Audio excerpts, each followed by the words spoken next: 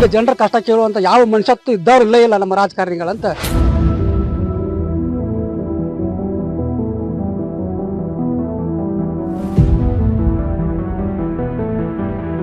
ಬರೀ ಹೇಳೋದನ್ನ ನೋಡ್ತಾರ, ಫೋಟೋ ಹೊಡ್ಕೊಂತಾರ, ಆಳ್ಕೆ ಮಾಡ್ಕೊಂಡು ಹೋಗ್ತಾರ, ಏನ್ ಬಂದ್ ಮಾಡಿರಲಿಲ್ಲ.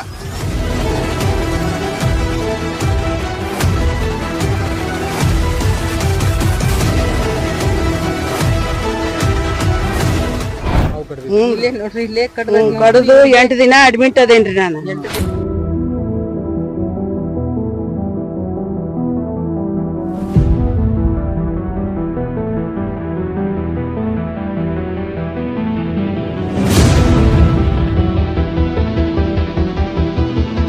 ಮನುಷ್ಯರ್ಯಾರು ಬದುಕಲಾಗದಂತಹ ಸ್ಥಿತಿಯೊಳಗೈತಿ ವಾಜಪೇಯಿ ನಗರ್. ತಾರಿಹಾಳದ ವಾಜಪೇಯಿ ನಗರ್ ಜನರ ಸಮಸ್ಯೆಗೆ ಸ್ಪಂದಿಸುವವರು ಯಾರು?